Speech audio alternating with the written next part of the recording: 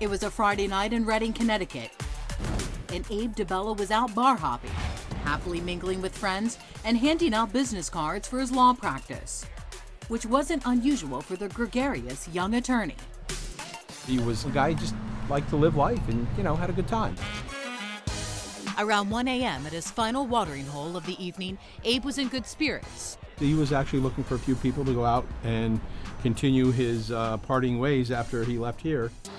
Elo Cavecchia is the owner of the Black Cat Grill, where Abe would drink the last beer of his life. I remember sitting right by the door, and he said, "Hey, have a great night. We'll see you, see you tomorrow." But for Abe, there would be no tomorrow. I was probably one of the last people to actually talk to him. Abe then drove his Mercedes off into the night, never to be seen alive again. A short time later, around 1:30 a.m., police would find Abe's car overturned in a ditch by the side of the road less than 2 miles from his house. How was he essentially pulled out of the car? They just got there and pulled him out and then pronounced him dead right then on the scene.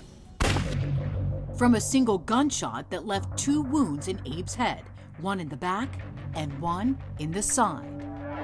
And within hours, around 7 a.m. that Saturday morning, before an autopsy or investigation could even be conducted, Redding police issued a press release reading, quote, "It does not appear that anyone else was involved and that the gunshot wound was self-inflicted."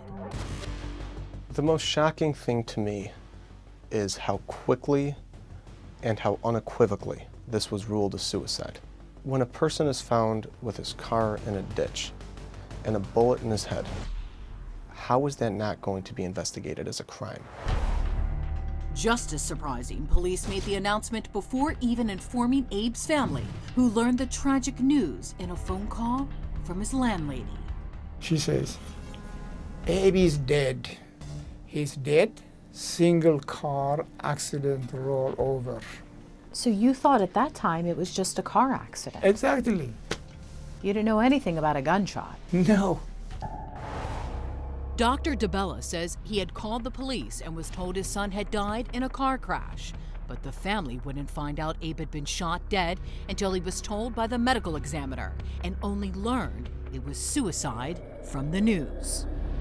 And what did you say to that? I couldn't believe it. I couldn't believe it. I never believed that the Guksa will kill himself. Police even gave Abe's father a possible motive. A shame. They said to Yes. you that the reason for the suicide was because he was ashamed because he had a car crash Exactly. and he had been drinking. Exactly. They also theorized that Abe might have been suffering from depression, which Dr. Dabela dismisses. He was upbeat. He was, He was upbeat. yes, there's no evidence of depression.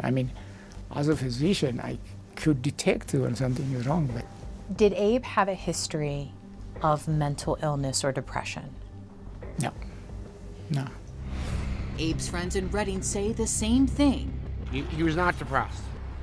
Not that I could tell. Nor did he seem depressed to bar owner Eli Cavecchia, who was speaking with Abe at the Black Cat Grill moments before his death. He was in a great mood. No issues whatsoever. Abe was a happy person who had a lot to live for. Including a romantic rendezvous with his girlfriend, Lauren Drinkard, a Philadelphia attorney Abe had met when they were in grad school together. Abe and I were supposed to meet in Boston that same Sunday. But Lauren didn't know why Abe wasn't there to meet her and not responding to her texts and phone calls.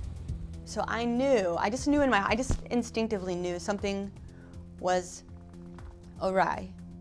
Lauren was still waiting for Abe in Boston when she called a mutual friend, trying to learn why he hadn't turned up. He just got really quiet and said, "Has anybody called you yet?" And I said, "No." And, and so he told me that Abe had passed away. And her shock and heartbreak turned to anger when she heard police were calling Abe's death a suicide. For them to offer that conclusion is outrageous, and that was the first red flag, that they didn't know who they were talking about, and they didn't know what they were talking about. The NAACP thought so too, opening its own investigation of a possible hate crime. And I think that all of you, will sleep better at night knowing what really happened here. And when the Reading Police Department completed its investigation of Abe's death and issued an official report standing by its initial finding of suicide, friends, loved ones, and others cried, "Foul play." Their belief is, had Abe not been an African American in this small, predominantly white town, the police department would have conducted a thorough investigation. I wholeheartedly believe that this is a part of a police cover-up. Somebody killed my son. It just absolutely was not adding up. Next, the very evidence uncovered by police themselves is used against them in a lawsuit filed by the Dabela family, alleging they conspired to cover up Abe's murder. Was Abe's DNA found on the trigger?